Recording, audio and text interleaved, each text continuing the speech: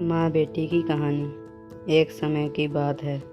एक रीना नाम की लड़की अपने माता पिता के साथ रहती थी। वह अपने माता पिता की इकलौती बेटी थी।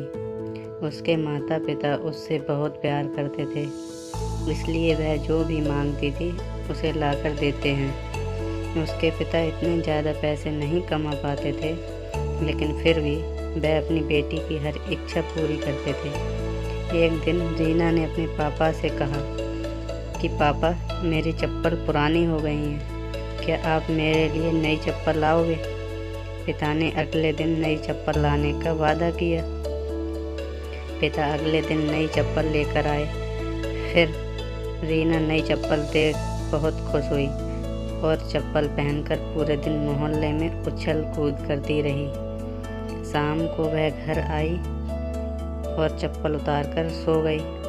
अगली सुबह रीना वह चप्पल नहीं पहनती है और अपनी पुरानी चप्पल पहनकर खेलने चली जाती है।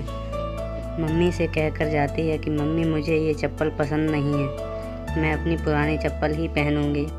उसकी ये बात उसके पापा सुन लेते हैं। इतने में रीना बाहर खेलने भाग जाती है। रीना के पिता उसके पीछे गए और उसे अपने पास बुलाकर कहा कि बेटा, अगर तुम्हें ये नई चप्पल नहीं पहननी थी तो तुमने क्यों मंगवाई, और तुमने उसे कल पूरे दिन पहन कर रखा।